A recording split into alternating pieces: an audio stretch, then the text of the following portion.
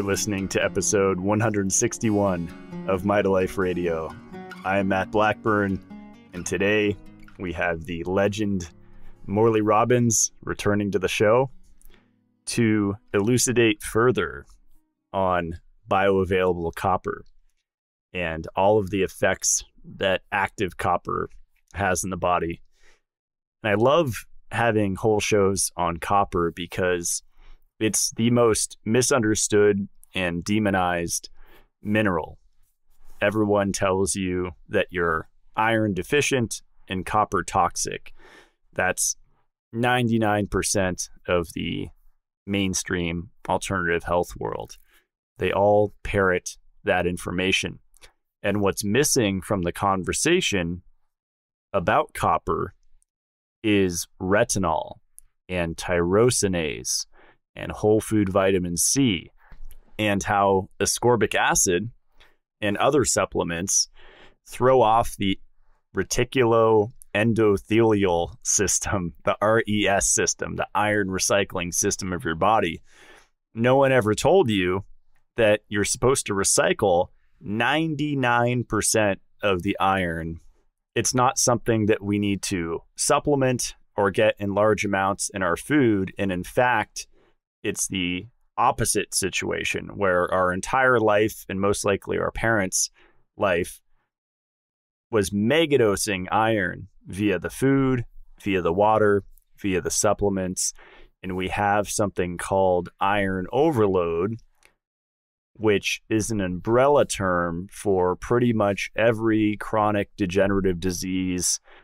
We like to complicate things and identify and say, I have X, I have Y, I have Z, and what do I need to take? What do I need to do for this specific condition?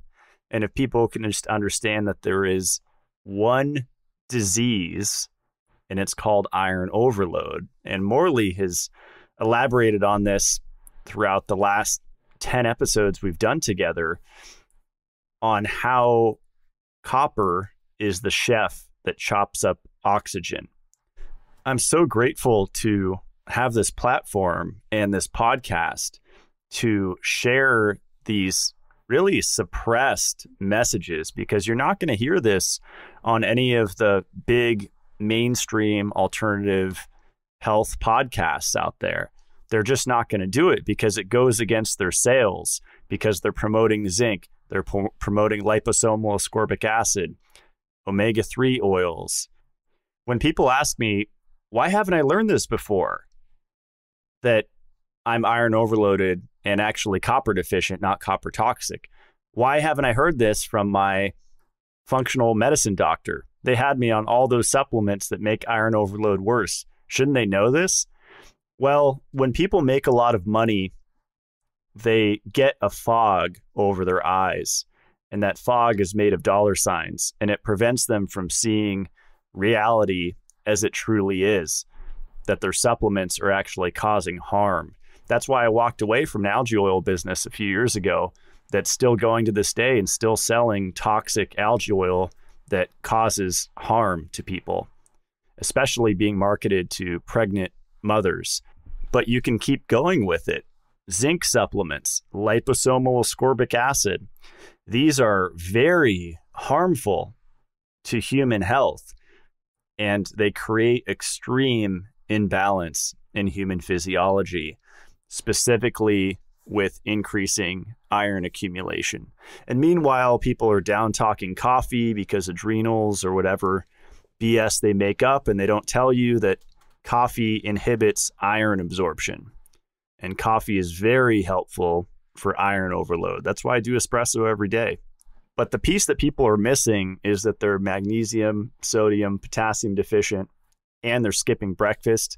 Then they're drinking their bulletproof coffee or whatever it is. That's where the problem lies. If they have breakfast, if they're aware of their minerals, then coffee is extremely supportive. And I love putting maple syrup in it because that has a ton of benefits and a ton of nutrients. It's actually a source of copper. But I'll stop ranting. Here is Morley Robbins, the Mineral Man, the founder of the Root Cause Protocol, and a frequent guest on this podcast. He is a wealth of wisdom. Here he is, Morley Robbins.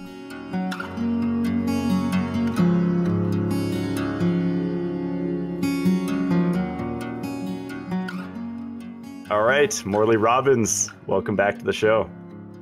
Thank you very much. Always happy to have a chance to dance with your mind and share new insights and answer your listeners' questions. That's always a fun part of the exchange. Yeah, it feels like it's almost been too long since we last chatted. You actually released your own copper product, didn't you? Mm-hmm. And I want the listeners to know that we're actually, that Matt is now talking from my house. I'm leasing it back to him now. He lost a big bet with somebody, and that's okay. I'm a very gracious landlord. I won't be real fussy about it. Take good care of my goats. And I've actually come to the conclusion, Matt, any guy that gets to play with a snow cat and hang out with goats can't be all bad. You're just like you live in life large, man. You got a good thing going. It's awesome. It's work, but it's worth it. And I was chatting with yeah, really. Where are you in relationship to Boise? And then where are you in relationship to Coeur d'Alene? North of both. So north of Boise, maybe 9-10 hours, and Coeur d'Alene a few hours. Oh my God, you must be right below Canada. I'm way up there. Yeah. You are way okay. So do you know Beverly Ramos? Mm-hmm. She works with Tom Cowan. Mm-hmm. Yeah, I'm sure. Of course you know her. Yeah, right. What am I talking about? Of course you know her. But she's really putting the squeeze on Dr. Liz and me to come out this summer. Oh. And I've got a cousin who lives in Boise. So I guess we'll have to take a flight up to you. We'll fly into Canada and then drive down maybe or something. That'd be great. Yeah, Washington's the closest airport, Spokane. And yeah, it's a really special area, you know, living in Colorado for a short time and, you know, mostly California. It's just, we take high quality food for granted, and just to have access to raw dairy everywhere is just miraculous. That's awesome. Well, kudos to you for making it happen. So be on the lookout in the summer. I'll be knocking on your front door or back door or whichever the way it works. So I've been thinking about this for a while, and I finally came up with a way to explain what the problem is. Most of the doctors who try to solve problems are plumbers because there's a block somewhere, right? They're trying to use their Roto-Rooter or Drano or whatever chemical they've got. And what we really need are electricians. But the real origin of the problem is lack of energy. And what do electricians tend to work with? A lot. Copper, wire, right? You know? So I think that's the fundamental breakdown in healing is we've got all of these different forms of plumbers, and what we need are master electricians who really understand how the mitochondria works. You get it. That's what the whole focus of your work is, and the products you sell. But it's like people, don't realize that the pathogens are hanging out on the metal that slows the electron flow, and that's called iron. And electrons flow 3 times faster through copper than it does through iron. That's a significant fact. Gee, that's worth noting. And then what's really cool about it is when you get inside the mitochondria, and doesn't everybody want to get inside the mitochondria? You know, I want, what's that movie about the shrinking guy and he gets inside the cells and stuff? I want to get small enough to get inside the mitochondria. I just want to wow, that's cool. But we get into complex 4. That's where the action is, right? That's where oxygen turns into water. And so basically what the mitochondria are, they're water wheels. And what happens is if the water wheel, and why is that significant? Because you can't you can't make energy. You can't release ADP to go over to become ATP unless you're able to make water at complex 4. Well, what's the pH of water? It's 7.0. And if you're not making water, you're either making superoxide or hydrogen peroxide or the hydroxyl radical, and the pH is completely different than 7.0. And so then the electrons aren't flowing right? So, but when you're making water, and the water's flowing, things are good, that's great. And if the water wheel starts to slow down, then that's going to affect the recycling of iron. And then the water wheel becomes a Ferris wheel filled with iron oxide and all this dysregulation.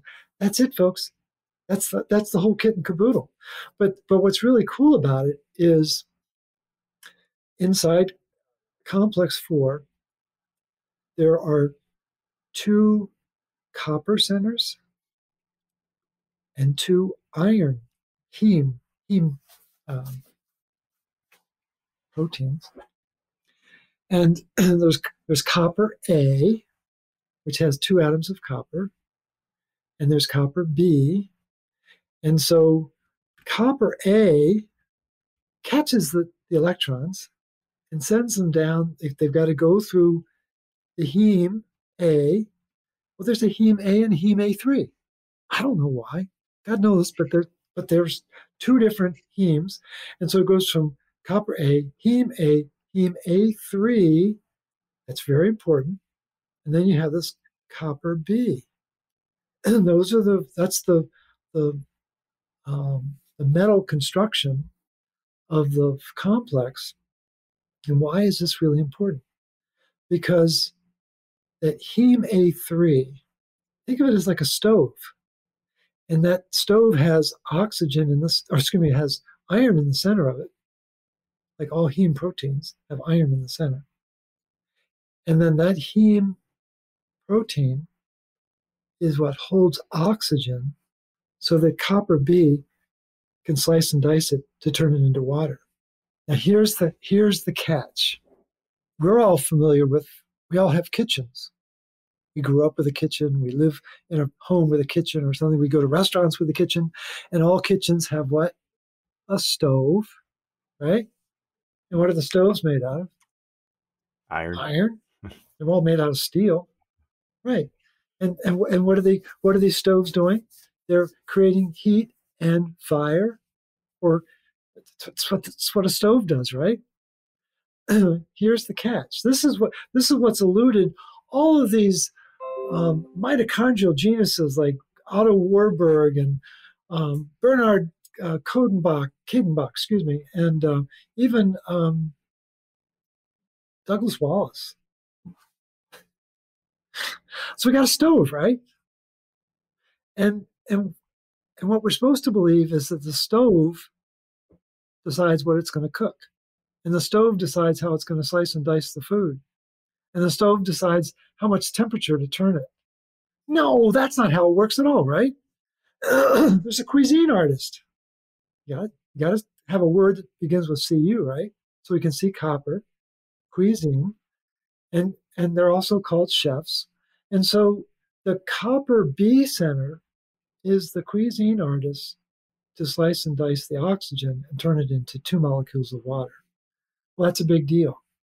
And the part that's eluded scientists is this idea that the heme doesn't do this for itself. The heme is just like a stove, is a passive instrument that can do great things, but at the direction of a cuisine copper artist. And here's the added nuance that most people don't know. Heme A and heme A3, which are really important inside complex 4, they're copper dependent. You can't make those hemes. They're also called cytochromes. And it was David Kylan who coined that phrase cytochrome. And so there's cytochrome A and A3, and there's cytochrome B, and there's cytochrome C. I don't know if there is a cytochrome D, there might be. But what's fascinating is these cytochromes have colors. And so people know that the formal name for complex 4 is cytochrome C oxidase. And it's considered a multi-copper oxidase. It's got 3 coppers, right? No. Turns out that complex 4, Matt, it's a dimer. There's 6 coppers in complex 4. It has dual expression, and there's literally a line down the middle. It'll blow your mind when you look at it. And so multi-copper oxidases are a class of enzymes on planet Earth. There are 1,000 different forms in our gut. I think this might be an important function if there's 1,000 different forms of multi-copper oxidases in our gut. And why are they important? Because they turn oxygen into water. I think it's the most important transaction on planet Earth. Take this poison called oxygen and turn it into water. Because what does oxygen do if it's hanging around iron? Rust. It's a mess. Yeah, it's a mess. It's called rust, right? Or the fancy term, if we're going to get hoity-toity, we'll call it oxidative stress, right? Or we'll call it reactive oxygen species if we want to be really uptown. But the thing is, the stove where the oxygen becomes water, you got to have copper. And if there isn't enough copper in the complex, guess what happens? The stove disappears. Think that might be a problem? So, it's mind-blowing. And so again, so we've got plumbers and electricians. And I think that I think cuisine artists are more electricians than they're plumbers. I think they understand the importance of bringing energy to the food and capitalizing on the energy in the food. That's their gift. And so electricity is real important. And this is not understood. This is not where mainstream medicine goes, because we've all been trained to fear the guest and ignore the host. And just before we started the conversation, I was asking Matt if he'd had a chance to read Jerry Tennant's book, Healing is Voltage. And I would recommend it for everyone. It's a great book, but you really just need to study chapter 3. I've taken 2 levels of Jerry Tennant's training. The guy's a genius, a classically trained ophthalmologist from Yale. You know, what does he know, right? But he's the guy that actually developed laser surgery. He perfected laser surgery for ophthalmologists. But it's amazing, and it's really fascinating to think about just how simple, but how really elegant this process is. And I think what's important for people to realize is to kind of put some of our other discussion, because I know people have questions about the supplement. There's method to my madness. There's a reason why I'm doing this. And if someone were to put a gun to my head and said, put all of your learning into a phrase, 11 years of research, put it into one phrase, Morley, what is it? Just get more copper in your diet. It's so important. And, there's all these different, really talented and gifted and sincere practitioners all over the world. And they all have a slightly different spin and all perspective, but it's like, we just need more copper in our body. And over the last 100 years, I think we've gone through what I would call 3 phases of copper status. That before, I'd say probably before the First World War, people were pretty normal. But after the First World War, that's when things really began to change. And so that first phase, I would call copper deficiency. It's not ideal. So what people don't know is that back in the 20s and 30s, people were getting 4 to 6 milligrams of copper a day in their diet. And today the RDA is 0.9 milligrams. Like, we're supposed to get excited about that.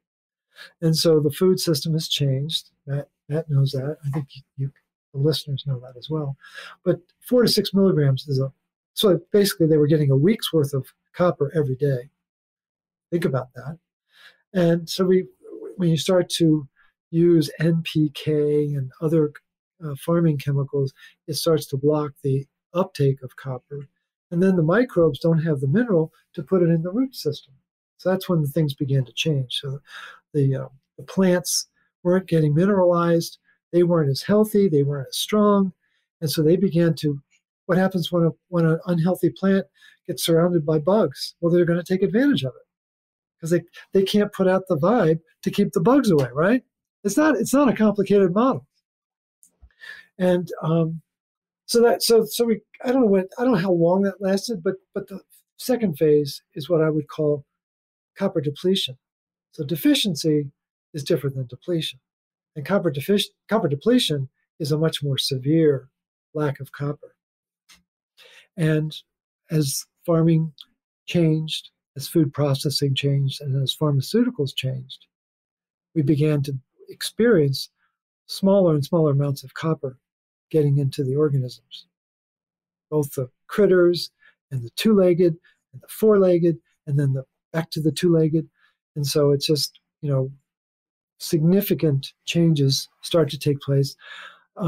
Here's an example of one that I find fascinating. I didn't know this, and maybe you do. Maybe the listeners know this. I didn't know it. We've probably have heard of the shikimate pathway. Dr. Seneff loves to talk about the shikimate pathway.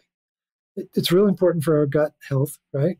And there's a whole cascade of enzymes that need to be working right in order to regulate and propagate those microbes, right? Well, the very first enzyme of the shikimate pathway, which is about this long, I don't know how to pronounce it. It's got more twists and turns than Mount Tam in California, and there's an article from 1989 by the former chair of the chemistry department at Harvard. That's a pretty good school, isn't it? I mean, you'd think he probably knows what he's talking about, right? And I'm blanking on his name right now. I apologize, but I'll get you the article. But 1989, he publishes an article. I think it was it was either in Nature or PNAS. It was not Bob's magazine. It was a very high-profile magazine, and he points out that this head of the stream first enzyme, rate-limiting enzyme, it's a copper enzyme. That should have everyone in the audience like, what? How many times have you heard Stephanie Seneff talk about the shikimate pathway? A lot. And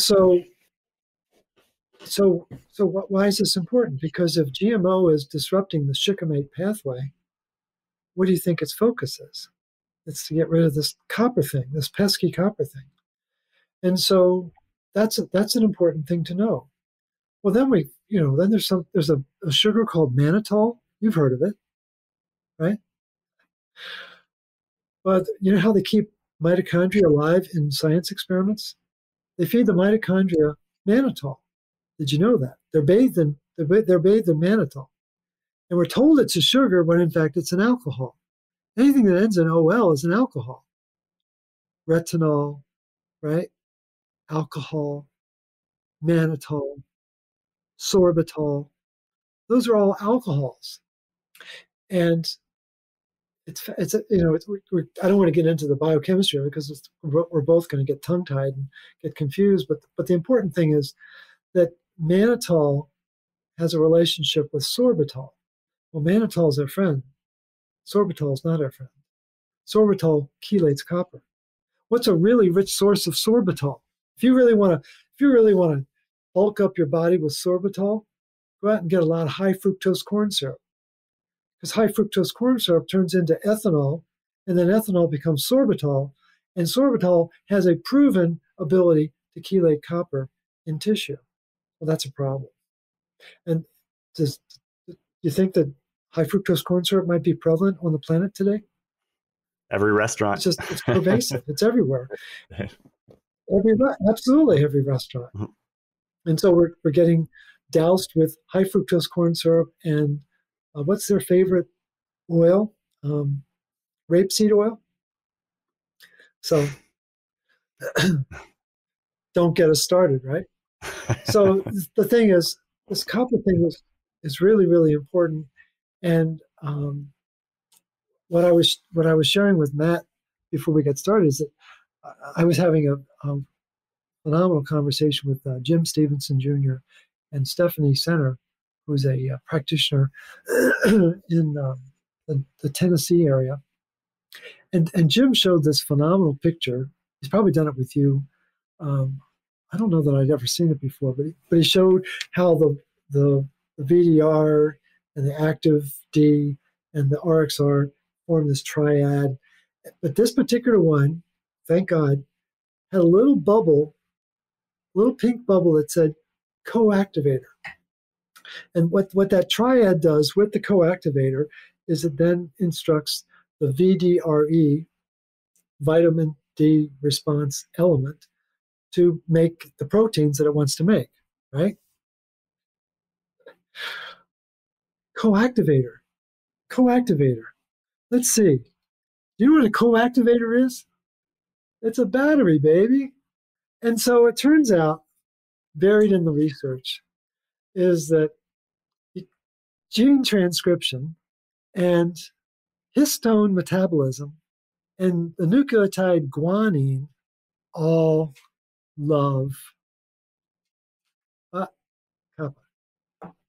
That's a good thing to know, right?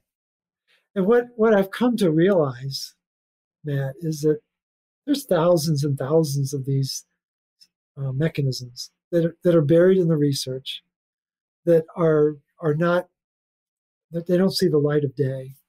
I mean, here's an example. I think we may have talked about this, but just to give people a sense of the order of insanity. 1927, Otto Warburg and Hans Krebs.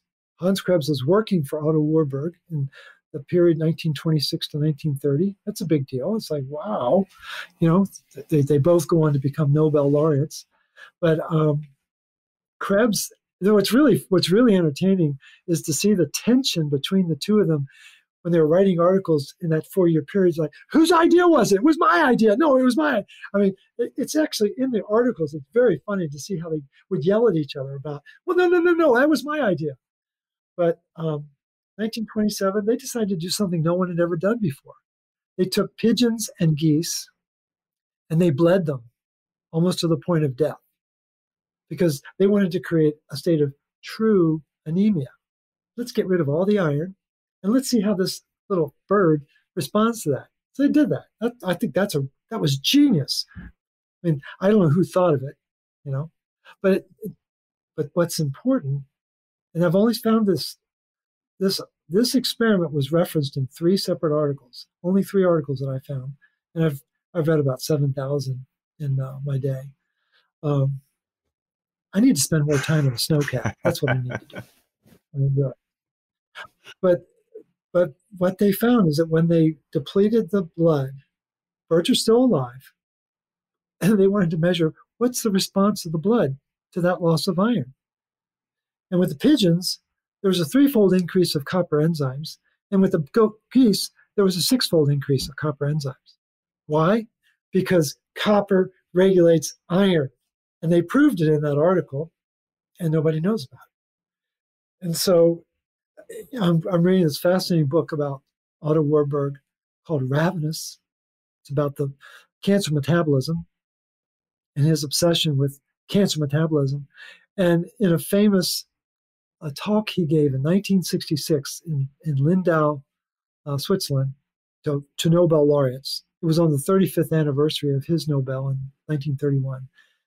He says, well, the cure for cancer is very simple. Can you imagine being in the audience and hear him say that? I'm sure everyone went, what? What did he just say? He said, yeah, there's just a defect in the mitochondria. And then he went on to say, you just need to strengthen the enzymes. Now think about that.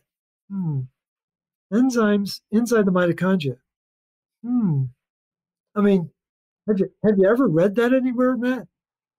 Isn't that amazing?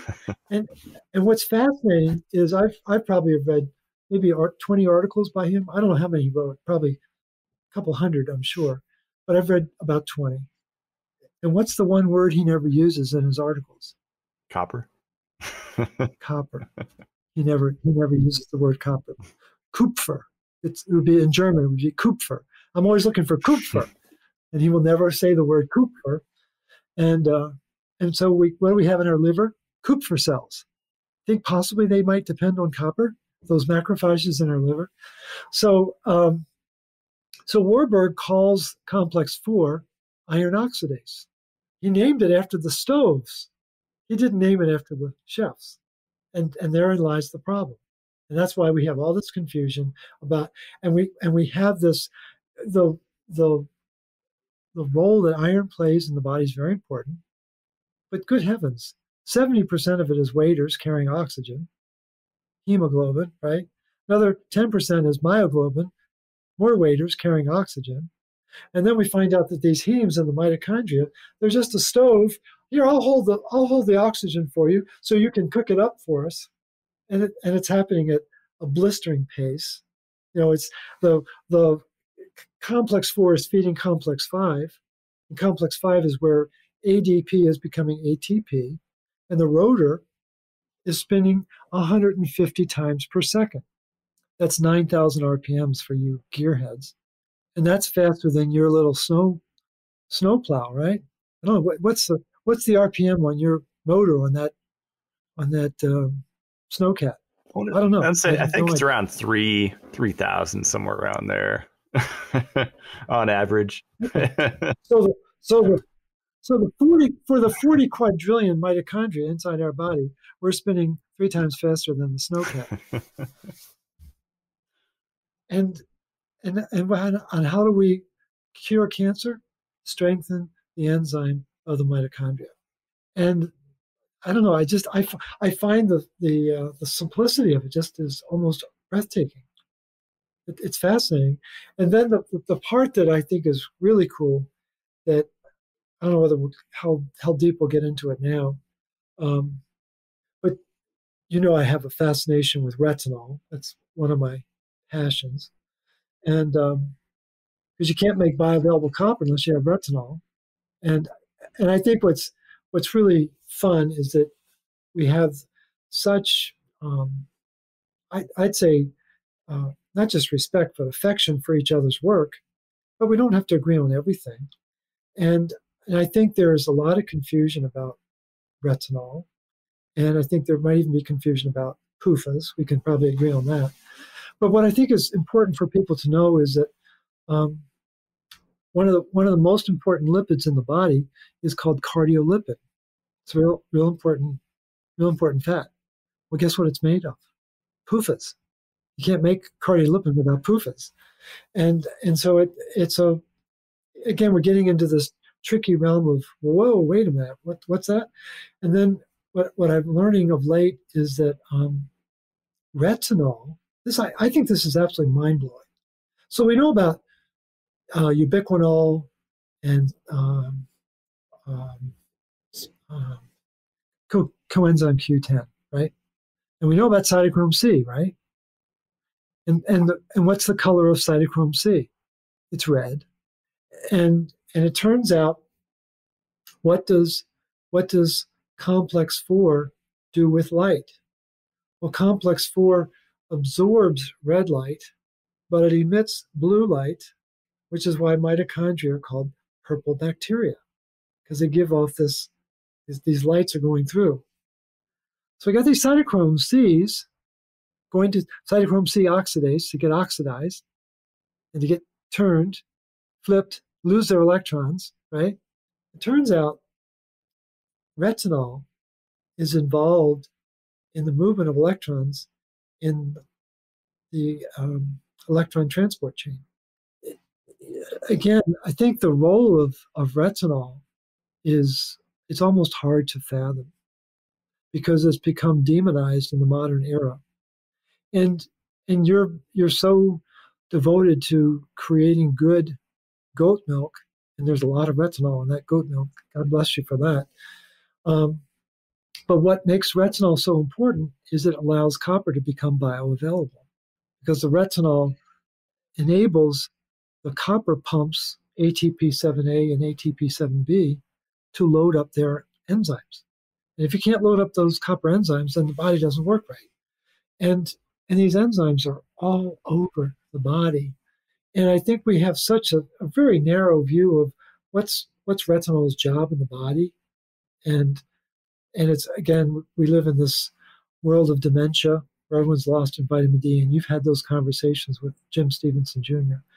And it's just what's important for people to realize is that if you overplay your intake of D, you're going to block the absorption and uptake of A.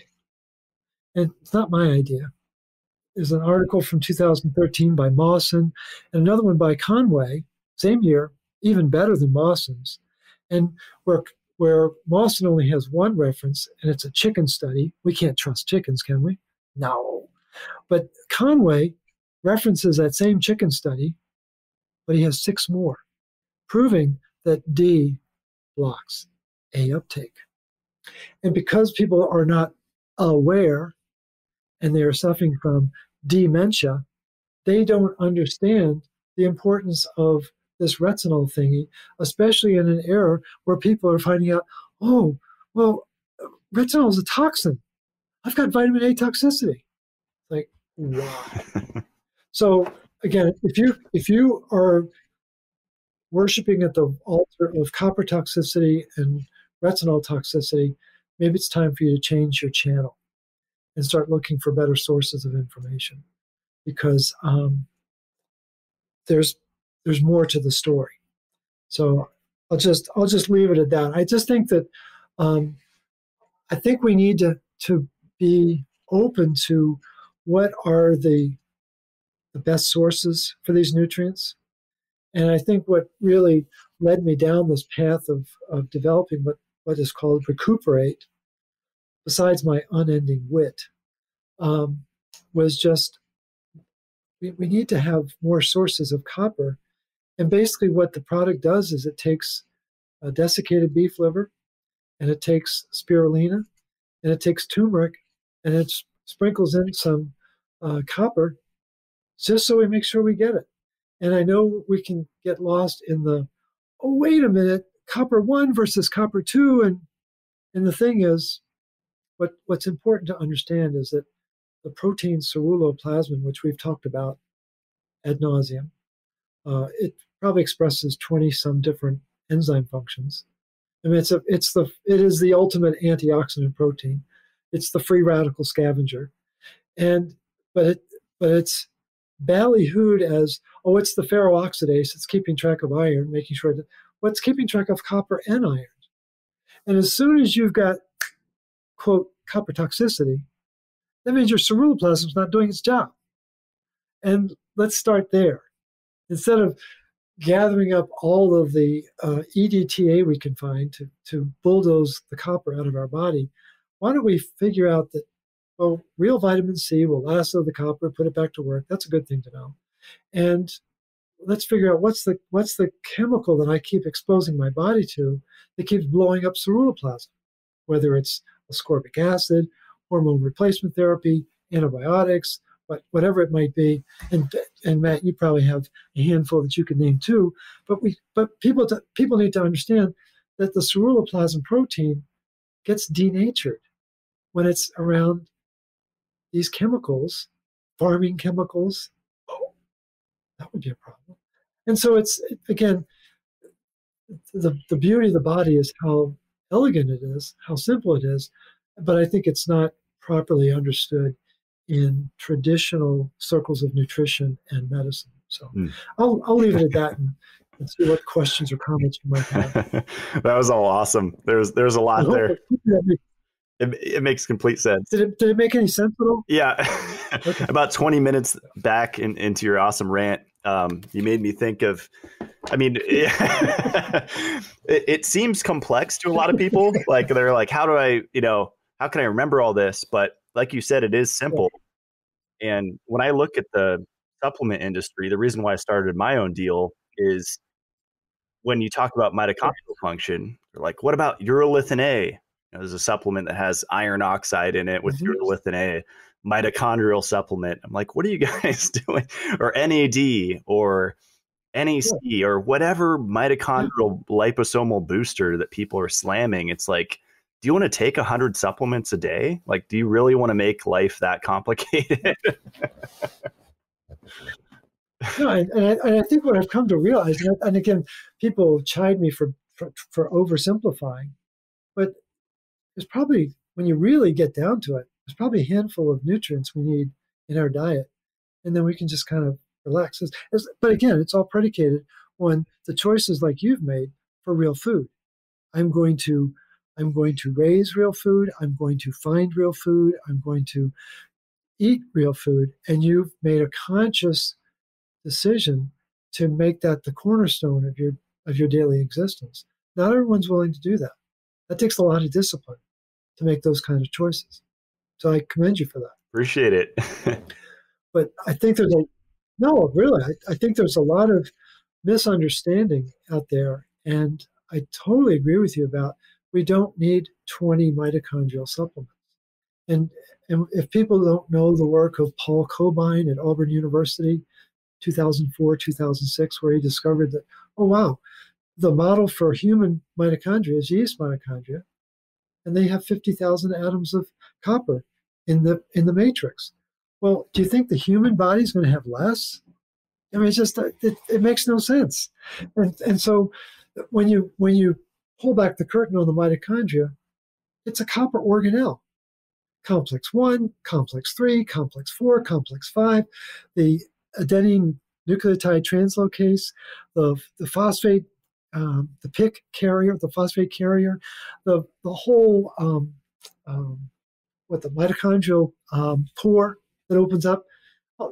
Again, if copper's not right, and I find, oh, I had this other idea, and we're all getting ready for Super Bowl, right? I mean, we can't wait to see what is it, the Bengals and who are they playing? I'm going to be watching my goats. I don't know. Pittsburgh. Yeah, I don't follow it. They're going to be two teams. Mm-hmm. But now think about this. Think about this. What happens on the? You know what the other name for a football field is? What? It's called the gridiron. Gridiron. It's the gridiron. Okay, so we've got the gridiron, right? And we got 22 players on the field, right? What happens when the ball is snapped? There's a lot of movement, right? Everybody knows what they're supposed to do when the ball gets snapped, right? You with me? What if that's exactly how the cell works? And the football is copper. And as soon as the copper football gets moved, boom, there's all this movement and activity. And then what the purists will tell you is, well, the quarterback is the only copper dependent. Well, the quarterback in the end, and maybe the tackle, they're the only copper dependent players on the field. Wait a minute, they're all copper dependent because everything triggers off of the movement of that football. Isn't that an intriguing thought? That's a good analogy. Yeah, I don't speak the language of sports, but I kind of get it. But doesn't that make sense? It does, yeah. And so we approach these ideas with this very reductionistic. We put these big electron microscope lenses on, and we're looking for what's the copper dependent enzyme. Wait a minute, let's back up and watch the field. And as soon as that changes, as soon as this is moved or missing, either way, what happens to the game of football when there's no football in the field? Game's over. What are we supposed to do? Well, there's nothing to do, right? We don't know what to do. So it's just, I don't know. I know I probably exhaust people with my analogies, but I think it's relevant. Mm-hmm. I really do. I think the football, it's so obvious because what's copper doing? It's moving electrons. It's the electron flow. And it's like, okay, I'm with you. And it's like, let's not worry about, is this copper dependent? Is it copper influenced? Does the football influence the activity of the safety in the backfield. Of course it does. Because the safety is looking to see where the ball's going, either by a runner or by a pass. He's got to adjust his whole, right? It's like, come on. For me, looking at what we're being poisoned with too, like you mentioned, high fructose corn syrup. There's glyphosate, which chelates copper. Now we have graphene oxide, which who knows how long that's been around.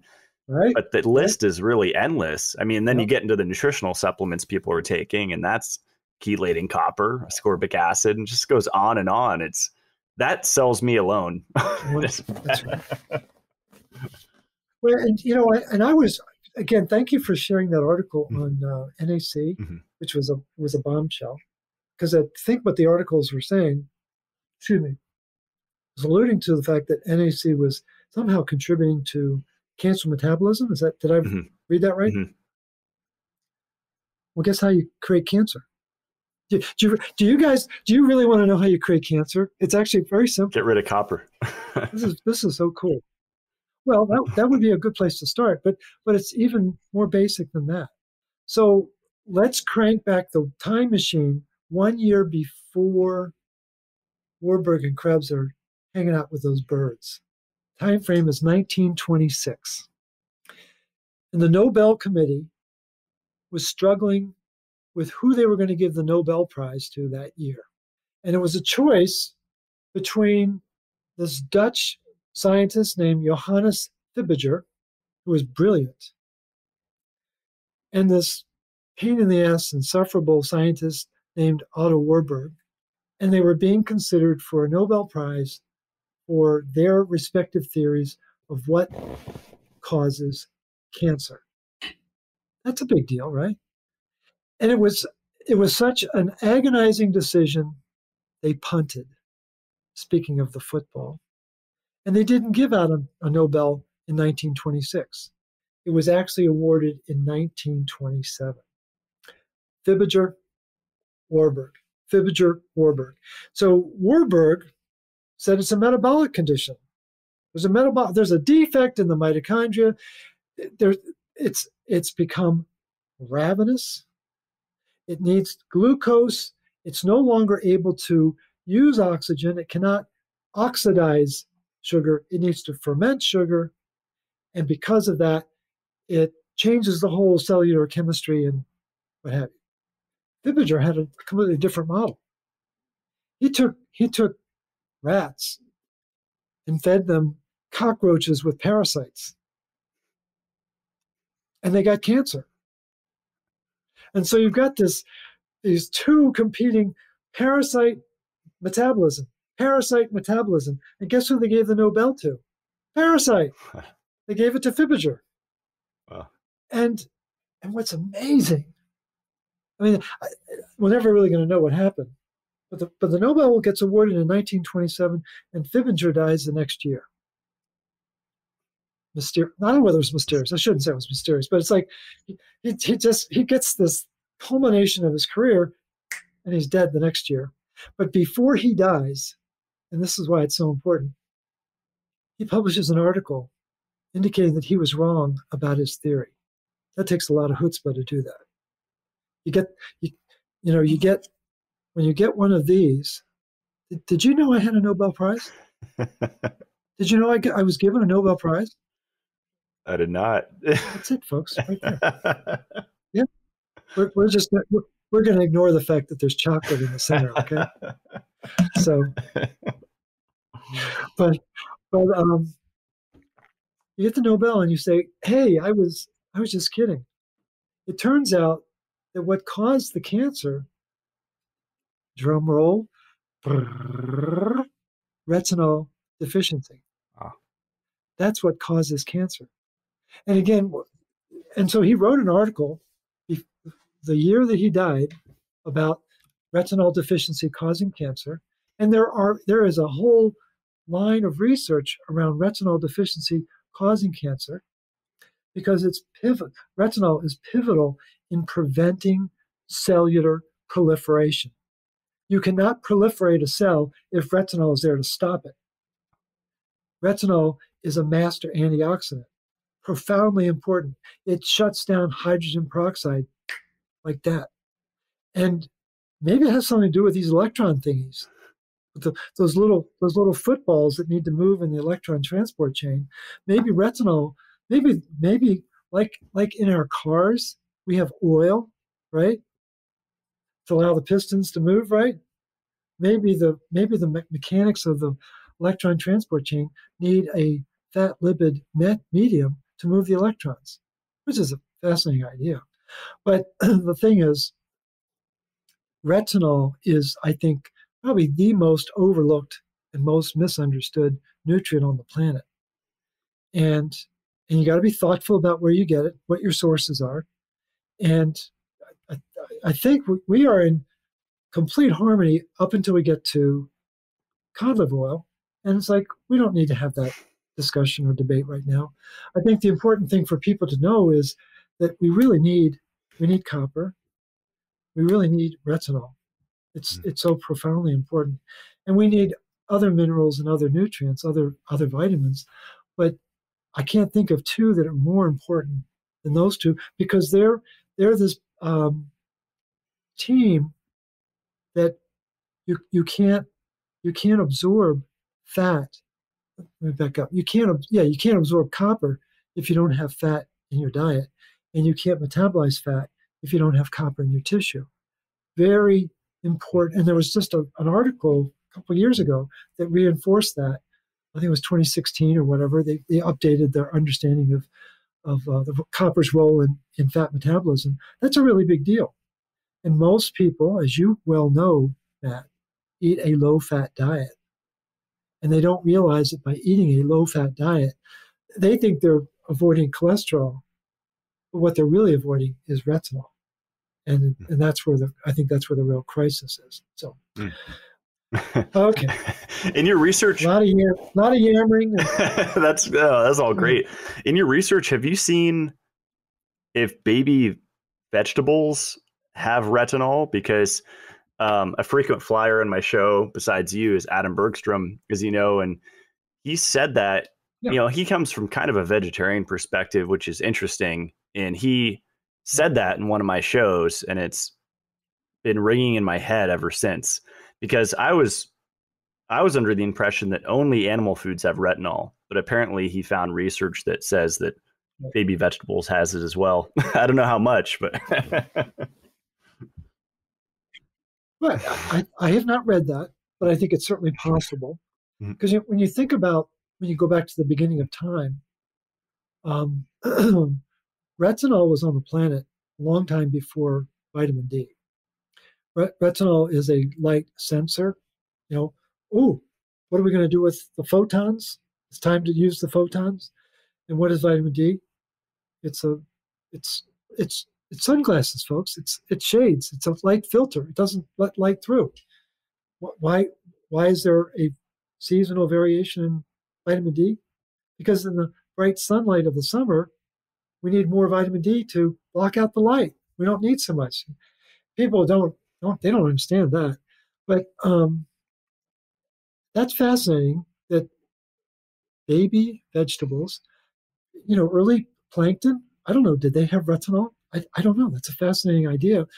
And the whole idea behind the animal side is maybe it's a more refined, more bioavailable. I don't know. I don't know whether the retinol coming out of phytoplankton, if that's where it's coming from, has the same properties as the retinol coming out of your goats. I don't know. The biologist in me would suggest that there's been refinement of the retinol over time, and the ability to make it, use it, refine it, metabolize it, I would think has evolved, but I don't have any proof of that. And I think Adam could very well be right. He wouldn't say it if he wasn't right. I mean, that's the beauty of Adam Bergstrom. But the thing is, it would be fun to know what the source was and what context. Is that all baby vegetables? Is it at a time period vegetables? What is it referring to? That'd be kind of fascinating to learn. Mm-hmm. And a good segue, wanted to ask you this earlier. So why did you put spirulina in there? Because I used to be almost an algitarian. I was doing blue-green algae for lunch every day and slamming spirulina, Right. slamming cracked-cell chlorella. For several years, I did that. And Right. spirulina is pretty fascinating. It has B12. I forget if it's an analog form. There's a lot of nuance there and has pretty significant amount of beta carotene, I Right. understand. Yeah. It's also a really rich source of catalase, which is a real important copper-dependent antioxidant enzyme. So, I mean, it's got crazy amounts of catalase in it. Wow. And so if it's got catalase, that means it's got to have copper, right? You can't have that enzyme if you don't have copper. So that was the rationale. I think it's a bit of a violation that we took an animal-based source and a plant-based source, and we put them together. And I know the purists are just going crazy over that. But it's like, I think most people are omnivores, and they're not polarized in what they eat. So I think we're just recognizing that there's value in having both in the product. That's fascinating. I didn't know If that. that makes sense. I didn't know that about catalase. That's really cool. Yeah, yeah. And the turmeric is just, again, it's the whole plant form. It's not just focusing on some subset of the nutrients. It's trying to get the full benefit of that. So yeah, and people tend to focus on I turmeric. don't know, it's interesting. Oh, sorry, go ahead. No. Finish your thought. Go ahead. I was going to say people take turmeric for anti-inflammatory reasons, but I always emphasize that it helps with iron overload, right? Well, I think it does. And again, think about the continent of India. They use more turmeric than anybody I know, and they got a lot of iron issues. Where's a good place to get malaria? It's in India, right? The whole southern half of the country or that continent, it's a malaria zone. So what's malaria? It's a parasite feeding off of low copper bodies. It's not a complicated. The people who don't get malaria have very robust expression of ferroxidase. The people who do get malaria have very weak expression of ferroxidase. And what's fascinating is the people who get malaria, guess what they're treated with? Hydroxychloroquine. For the rest of their life, they're treated with hydroxychloroquine, not knowing that in 1892, Paul Ehrlich, 4 years out of med school, he's using methylene blue to cure malaria. And when he was in medical school, people should ask, Willie, how do you know this stuff? I read these articles about these people. They're fascinating. But when he was in medical school, his fingers were either red, blue, yellow, purple, or green because he was staining tissue to find out what was going on inside them. Well, those are the colors that run our body, folks. It's not, there's no other colors. And so methylene blue was developed as and you work with methylene blue. You're a blue head, blue dot. And methylene blue, it's just copper polish is all it is. And so when he's curing people of malaria, BASF that held the patent for methylene blue, it said, we're going to make it better. And they turned methylene blue into hydroxychloroquine. So in 1892, you could cure people with malaria. 100 years later, the Clinton administration barred the use of the word cure, and now you can treat people with hydroxychloroquine, but you can't cure them with methylene blue. Wow. That's actually a good little history. That's incredible. Go ahead. That's incredible. One of the Q&A questions from our friend Josh Rubin, he really likes your work. He said, he asked, explain how methylene blue polishes copper. Is it the pigment? It's just, is it as simple just the pigment? Well, how does silver polish work? That's the exact same thing. It's just tarnished silver is just oxidized silver. Oxidized means it's got too many electrons, right? And so it's removing it's removing the tarnish on the copper enzyme. Wow. It's the only way to explain what's going on. When you get into the methylene blue research and you really get into the weeds of it and start to study the enzymes that are being changed, they're all copper enzymes. And Mark Sloan, who I think is very talented, he's written 3 books that I've read, Methylene Blue, Red Light, and Cancer. What's the one word? He's suffering from autowarburgitis.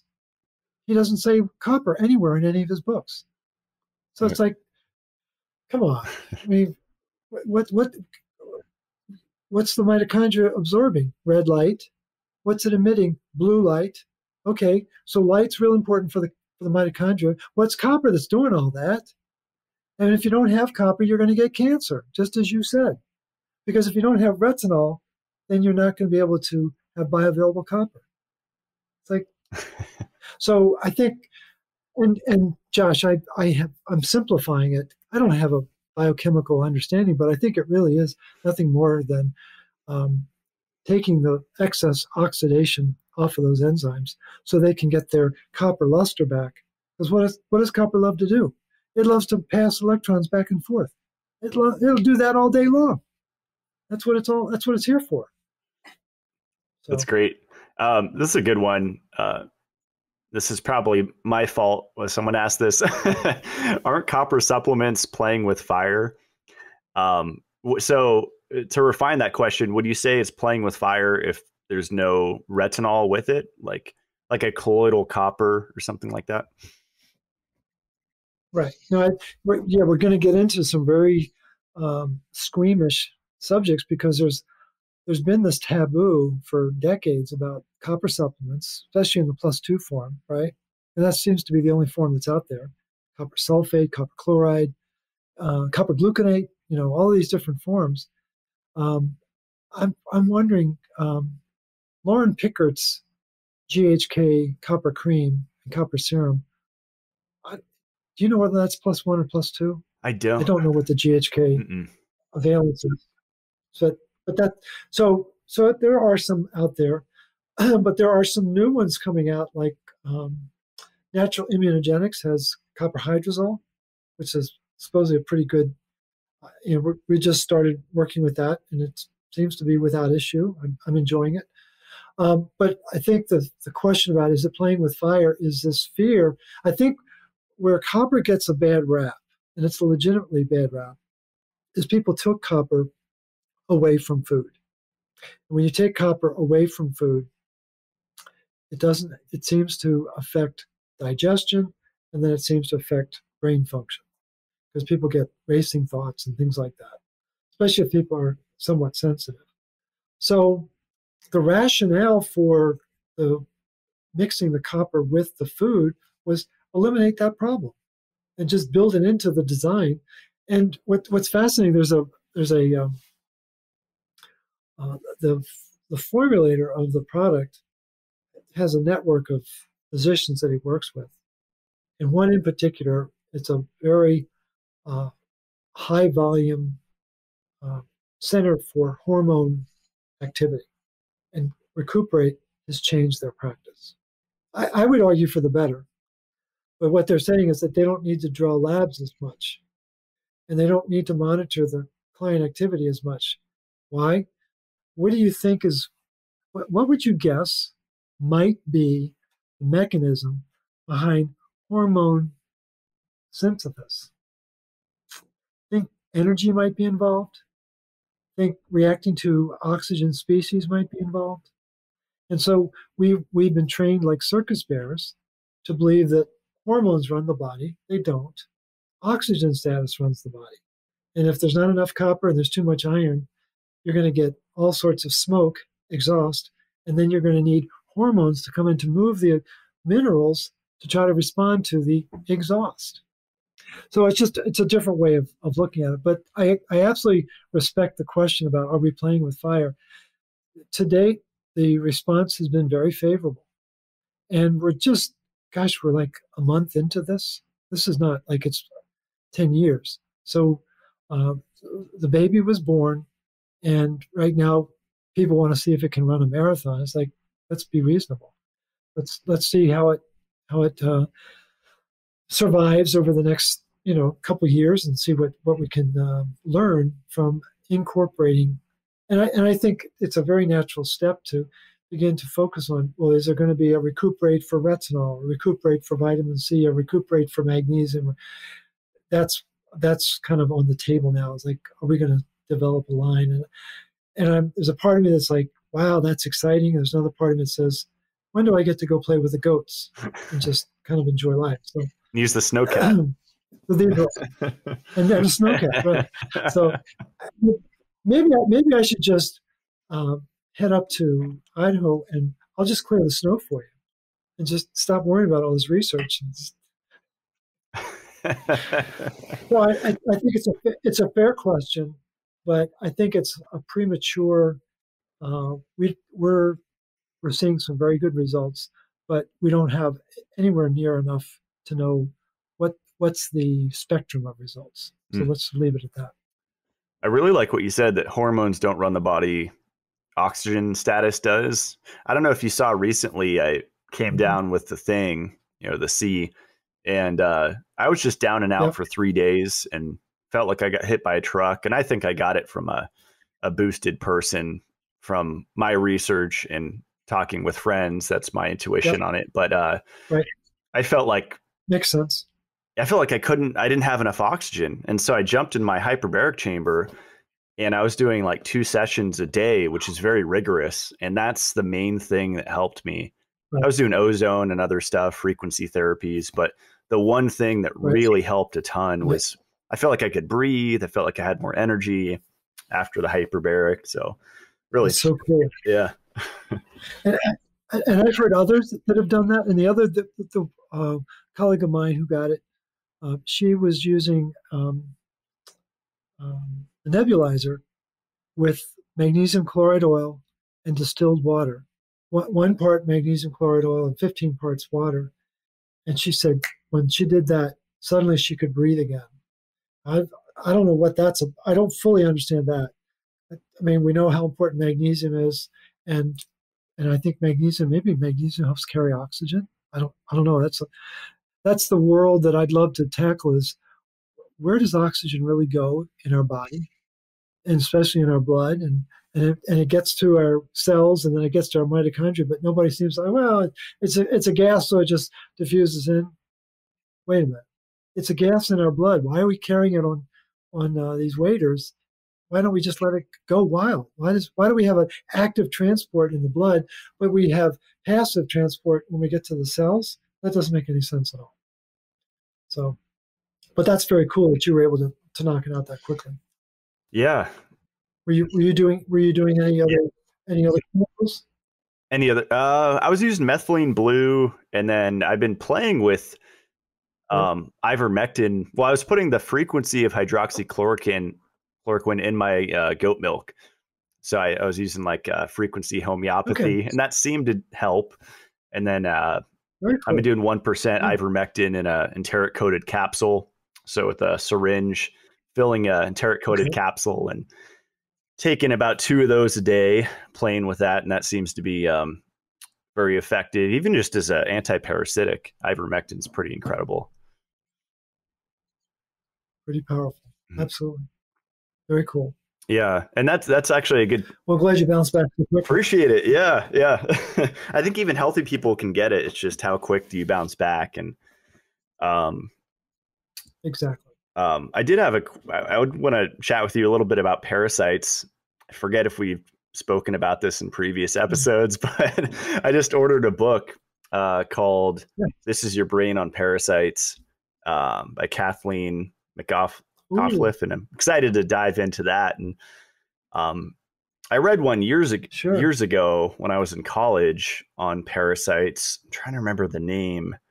But it's a fascinating topic because it seems like it polarizes people into these camps of parasites are the cause of every disease, or they're not an issue. Let's eat only raw animal foods and like not worry about it.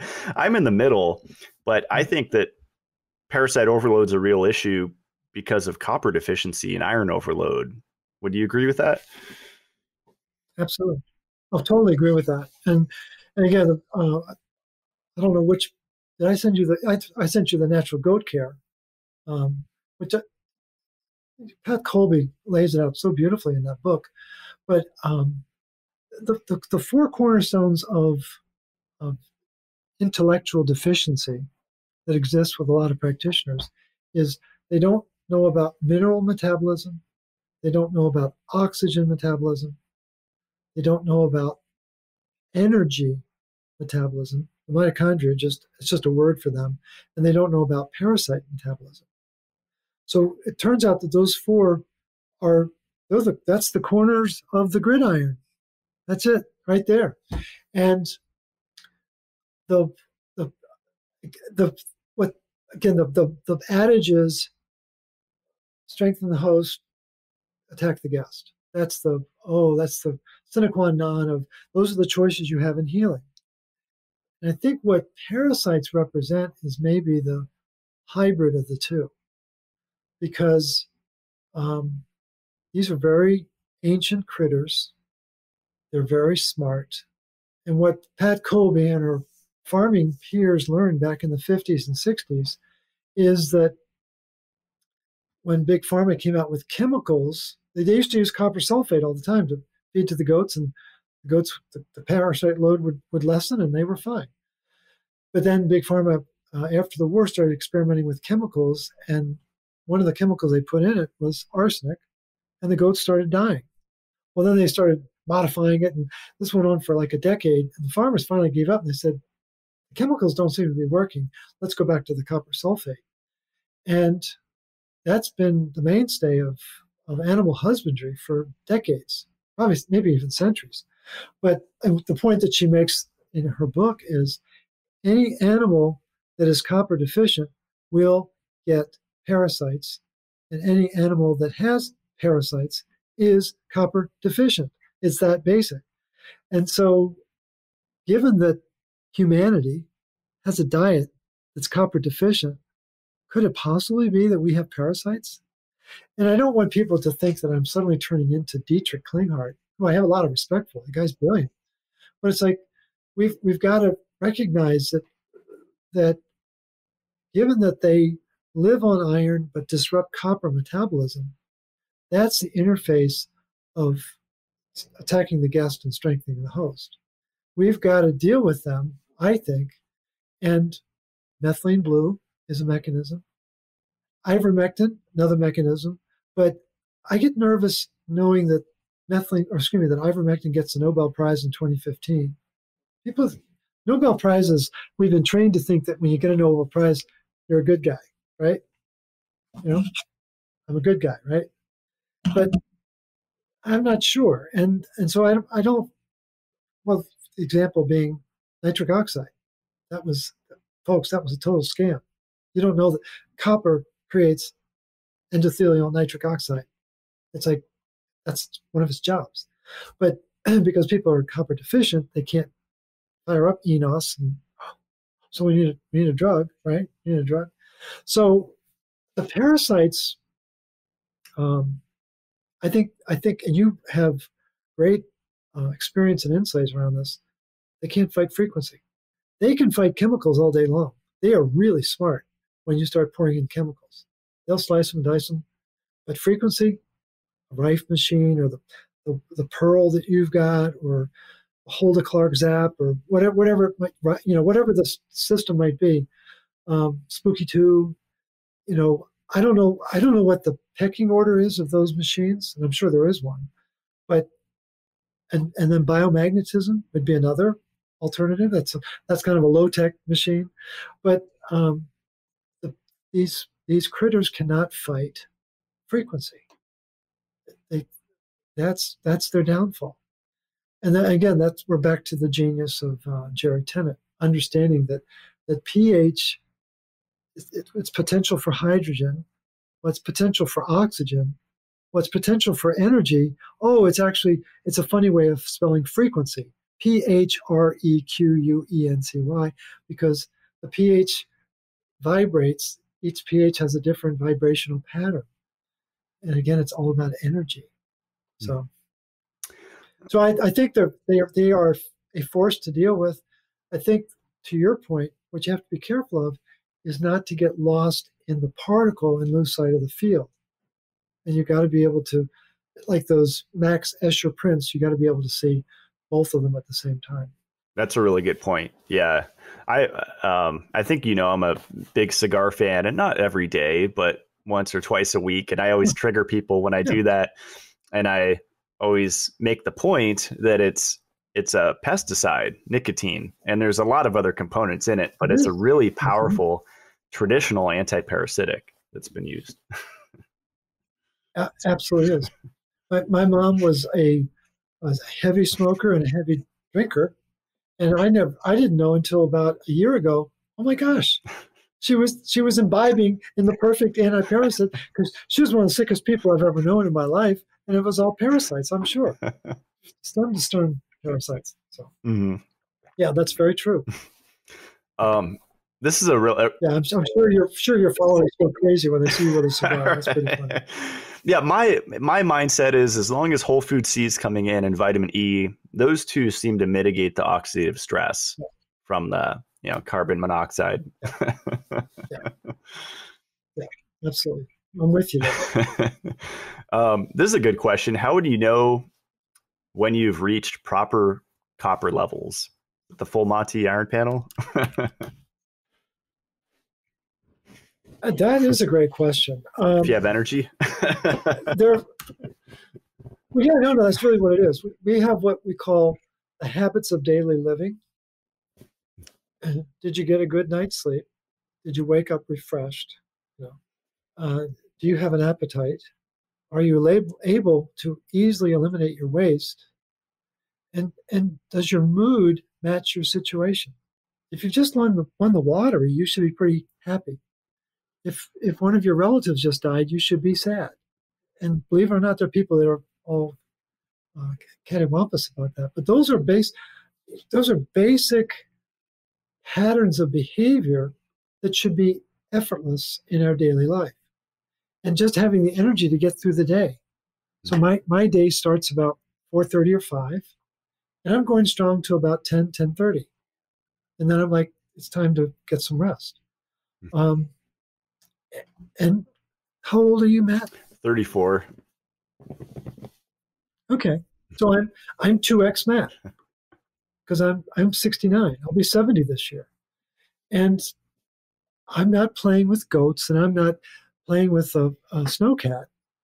I'm wildly envious, but I've got the energy, and I've got the mental energy that allows me to have these types of conversations and share this type of information with people who are looking for another depth of truth, so they can make better decisions. So I think it's will it show up in the blood work over time?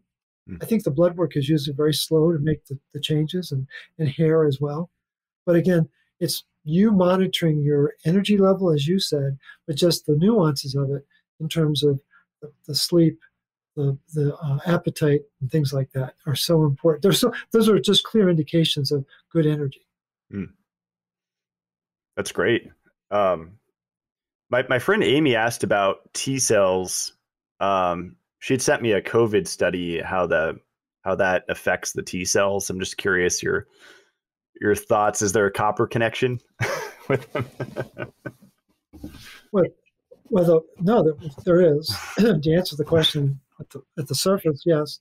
But what people don't realize, I stopped looking after I identified 52 studies that clearly connected copper status to immune status. Wow. 52. Wow. We've got an Excel spreadsheet with all the studies. My favorite was 2008, where they were using copper to kill SARS-CoV-2. Wow.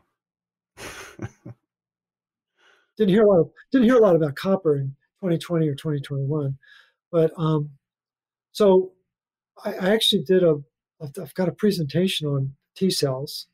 They're ridiculously important. They're the backbone of the immune system. Again, you've got the innate and the acquired, and these B cells and T cells are really, really important. Well, T cells, they've got like 4 or 5 different forms of expression. Are we going to be Th1 or Th2? Or are we going to get into that Th17 where we're going to be like a macrophage? Or are we going to be a regular cell? Or are we going to be a naive, dormant cell? What are we going to do? Well, that would suggest that there's thought implied. There's decision making. Which way we're going to go? Then if we realize we're going to be active, well, then we got to think, what is that? What do we need to do to respond to that? Well, all of this requires energy. Again, guess what T cells run on? Batteries. If they don't have batteries, they don't work. It's like, come on. And so they've got mitochondria too. The mitochondria's got to be pumping out energy. And what's important is like where it's really particularly graphic is like with macrophages. You have classical expression M1 and then alternative M2. And they have completely different inflammation, wound repair. But what's the real difference? Runs on glucose, runs on fat, and it's got to be able to toggle back and forth depending upon the situation. It's got to be able to think. And if the macrophages can't think, if the T cells can't think, if the B cells can't think, if the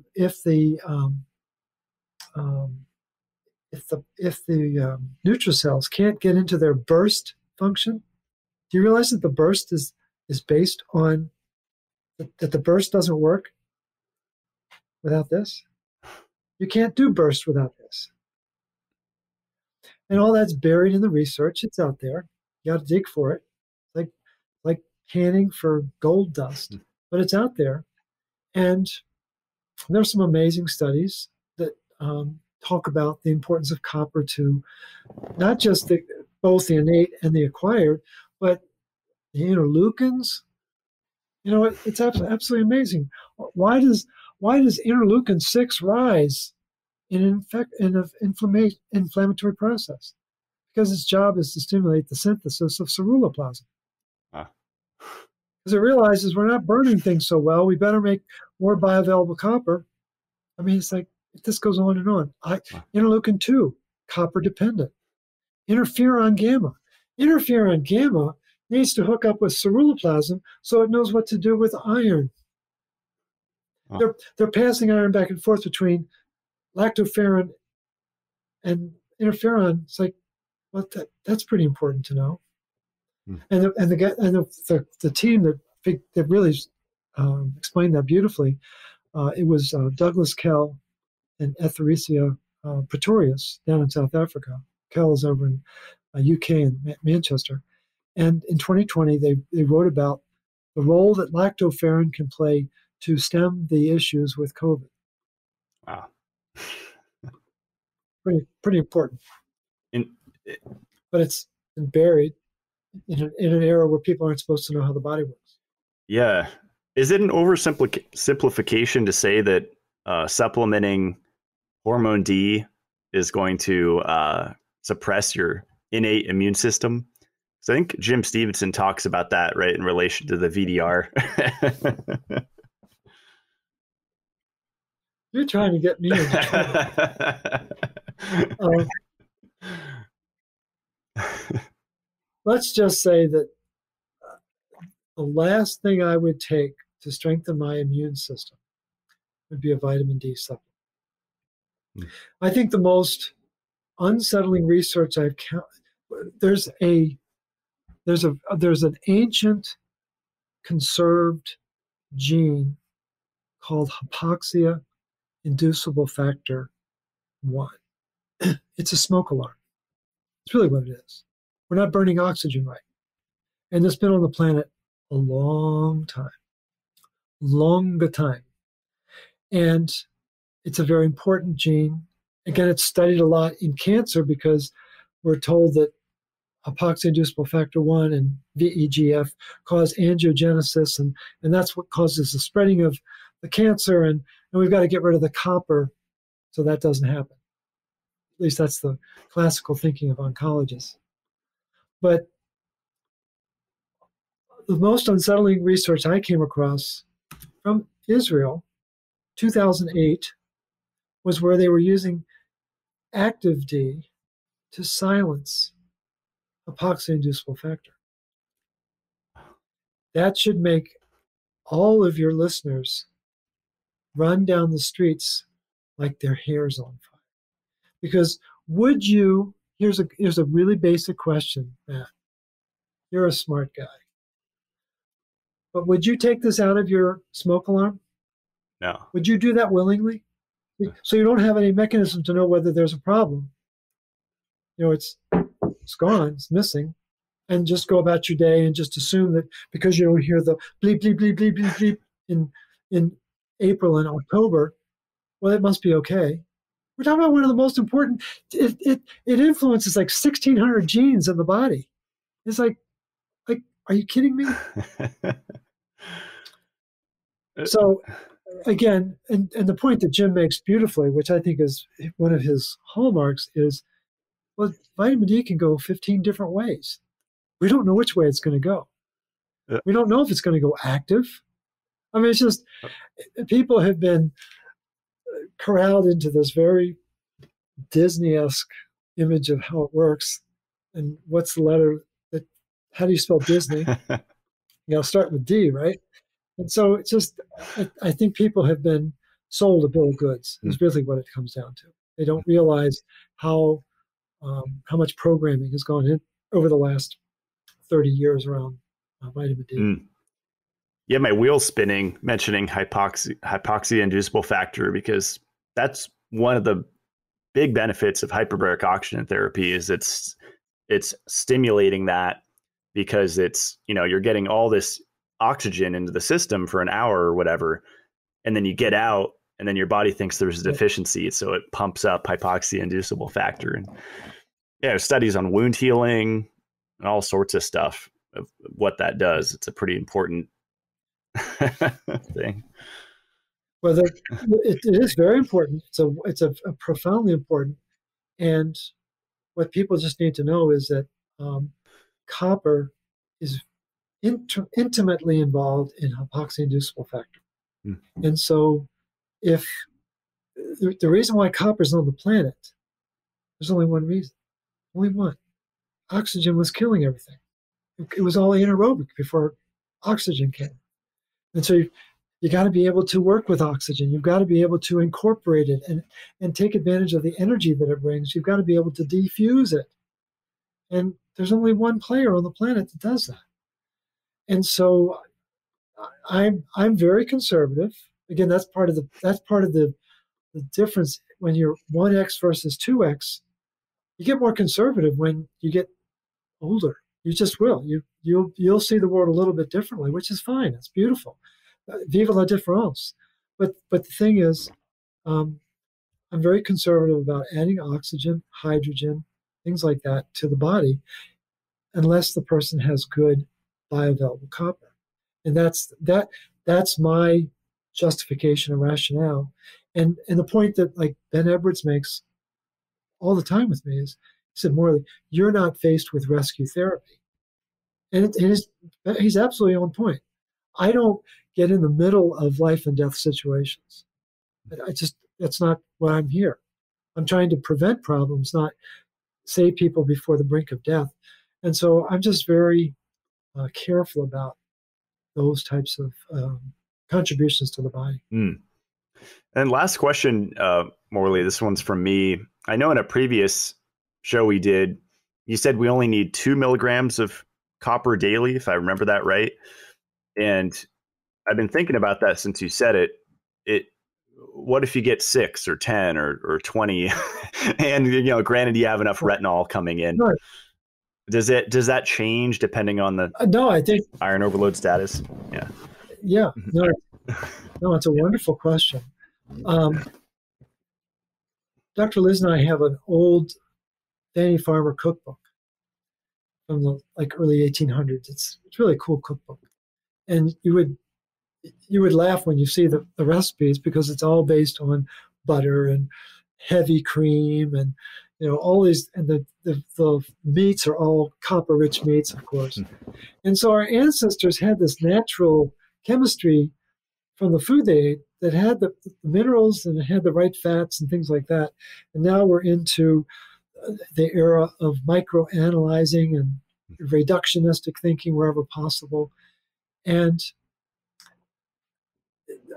when you go back in time, what you find out is that people had a much higher intake of copper in the 20s and 30s. Again, 4 to 6 milligrams. And if you got sick, they might give you as much as 10 milligrams. That was not unusual. But I think to your point that you're making, which I think is very, very important, is that you got to have the other side of it. You got to have the fat. You got to have the retinol in order to metabolize it, in order to make sure that it's bioavailable. And I don't know what the upper tolerance is. There's a person that you might want to interview. He's written his own book on copper. His name is Jason Hommel, and I'll send you his contact information because I'm sure you're always looking for new talent. Brilliant guy, but he works with copper sulfate, and he applies it topically more than ingesting it. He puts as much as 70 milligrams on his body. Now, how much of it gets absorbed, I don't know. And he's done some very impressive research. He really has. I don't ascribe to his approach. It's too, again, I'm an old guy, too aggressive. I don't mind understanding all the nuances, but I want to be really thoughtful about it. I don't want to overwhelm people with too much of a good thing. Let's not put jet fuel in a Pinto. But Jason has a different approach, and your listeners may be intrigued by that conversation, and you may be may be intrigued as well. I think we've been grossly dumbed down about how much copper we need on a daily basis. We think we need, what is it, 24 milligrams of iron a day? No, you need 1. The other 24 are supposed to come from the recycling system. So isn't it interesting that they've overplayed the iron and they've downplayed the copper? And so it's, if you're trying to take control of the planet, wouldn't that be what you're trying to do, right? So it's not a really complicated approach. It's good strategy, and so I think we all need more copper. I think that's what that realization is what stimulated the supplement, and this extra house that I own in Idaho, which I love. It's a beautiful home, and I know that Paris is going to bust your chops on that one too, so that'll be fun to have that. But the thing is, truth be known, I don't think we know. I think we've been raised in an era for about 30, 40, maybe 50 years. We go back to the 1970s when the real birth of minerals took place and the work of Eck and Watts and hair tissue mineral analysis and all this great pioneering work. And they were like, "Oh, be careful of copper, and you just want a little tiny bit, and don't stay away from those supplements." And it's like, whoa. Was that all valid? And do we really understand the parameters? I think I don't have the level of mastery that I want. I'm gonna work on it this year, next year, the following year, to really refine what's it going to take. And I think you're asking the absolute right question: is what is the upper limit that we should be taking, and what are the parameters around it? I think it's got to be with food. I think retinol is really, really important. I think the vitamin C, very, very, very important. Are there other factors, B vitamins, things like that? Well, again, then we're back to the root cause protocol. That's pretty much what the protocol is. But I think that we are very conservative within the protocol around where do we get our copper. And I think what we're going to be working to do is, again, the protocol is, it's 5 years old. It's a 5-year-old, right? You're 34 years old. I can't wait for the protocol to be your age. It's going to be a very sophisticated cat by then. Wait till it's my age, when it's almost 70. It's going to be a very refined, we're going to have such a different level of understanding, right? So it's 5 years old. And we're just trying to get the word out. And so I think these types of conversations are so important to challenge the status quo and get people to think outside the boundaries and begin to test it. Be responsible, but let's see what the upper tolerance is for stimulating the thing. Back to hypoxia-inducible factor. What will, it's a very confusing gene, as you know, but what will activate it is making it stable. You think it would be just the opposite. But when it's stable, that's when it does its thing. Well, what stabilizes it? Well, the presence of iron, the presence of copper-2, the unbound form of copper is what will send it into a tizzy. Oxidative stress sends it into a tizzy. So again, it's just, we have to be very thoughtful about what we're doing to stimulate the body's natural wiring and natural IQ so that we are supporting the programming that's there. The discussion we've never really had is AMPK versus mTOR. We could have a show on that alone and introduce people to what's the program that really runs the body. At a mitochondrial level, there really is a program. It's like the Intel chip, and we have there's a Cain chip and an Abel chip, and which chip do you want to run on? And it's just, that would be a fun discussion for people to learn about. What's the primal programming of how the body works with oxygen and the other nutrients? So, I love it. I'm losing track on our shows. I thought we had one on that, but I'll have to go back and see. I think this is number 10. Well, maybe we did. Always really like that. But maybe I've got that old timey thing. I don't remember that, but maybe we did talk about it. You made me think of the magnesium fear with the upper limit of copper, because whenever I start talking about magnesium, people are like, what's too much? And I'm like, trust me, you can't get too much magnesium. Like, too much is you have diarrhea or like loose stools, and then back off and try different forms. But it's just this exactly. No, it's very straightforward. Fear, yeah. Well, especially, I was in a meeting with 18 people yesterday, very switched on people here in the Raleigh-Durham area, Chapel Hill area, and the conversation, as you would expect, turned to, what, and I said, what you guys don't realize, and I introduced them to mineral metabolism. A jaw. And so, yeah, you're absolutely right. You can't get too much magnesium. And the global mineral burn rate the last 2 years, whoa. If you and I had been smart, we would have invested in Albion Minerals. Well, I'll tell you more. I feel the difference because for years I've been doing foot baths, and then full baths with filtered water, whatever, well water. And, somewhere between 4 and 8 pounds. Going from that to 1,000+ pounds in my float tank, world of difference. More is better to me with magnesium. Totally different effect. I've done that. I've done that twice. It's an amazing experience. For people who have never done a flotation tank, it'll transform you. It is amazing. Yep. That you even have one. It's amazing. I prioritize that over getting a. So when we yeah.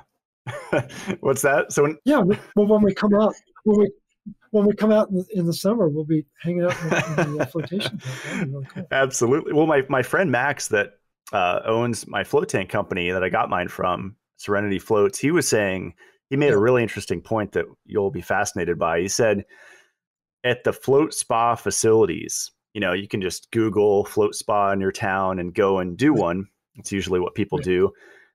He was saying you'll see a brownish tint to the water if you shine white light on the float tank. He said most facilities, if not all he's been to, it's the iron in the water that's in the float tank because their filtration system doesn't take out the iron. That was so sad to me because people were floating in all this magnesium, but also getting a dose of iron.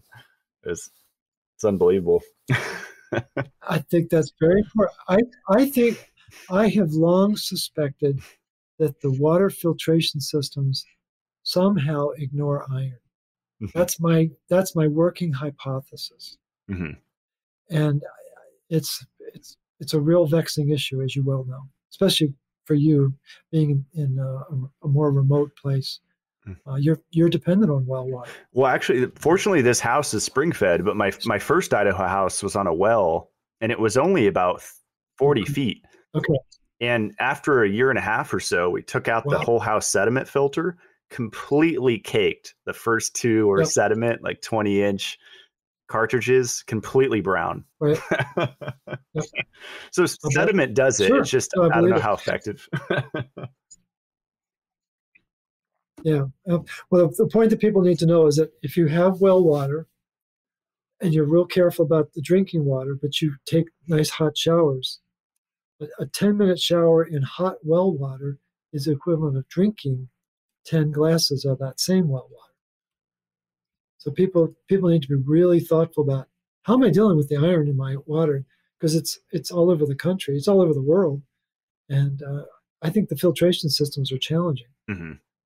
Yeah, I'm about to release my little Mitolife one, and it's going to be open source. So they can buy the filters from whatever, but our housing's the secret sauce, and I'm excited about that. It's been That's a great. few years in the making. It's beautiful. That's yeah, but no, it's I commend you for that. That's but enough about my products. So where can people get Recuperate? What's the website? And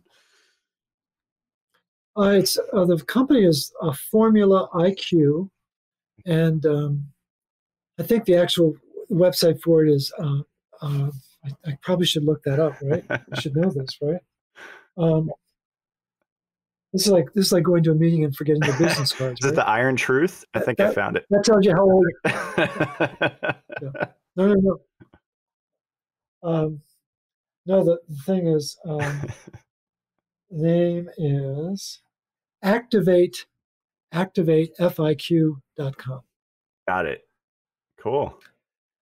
I think you can buy the product on the Iron Truth. I think Karen Gatto sells it, but the actual manufacturer is Formula IQ. It's Activate FIQ.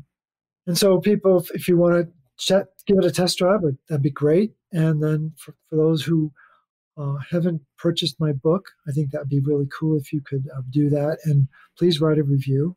I'm bound and determined to get 500 reviews by the end of March, just to get more visibility to the RCP movement. So, Matt, if you haven't written your review, I'm going to put the squeeze on. I did leave you a review. And I'll tell you what. Yeah. Okay. Okay. What I was going to, you shouldn't have spoken so fast, because what I was going to do was release the lien that I have on the house in exchange for the review. But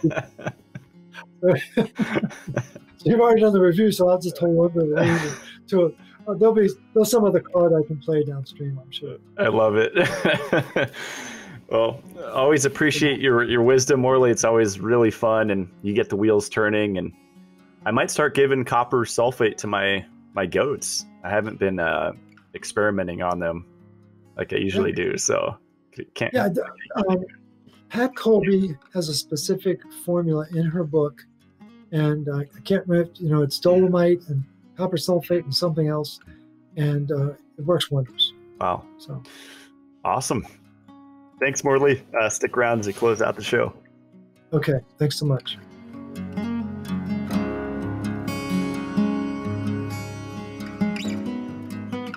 I love it when Morley goes on long rants, and I love his mastery of numbers.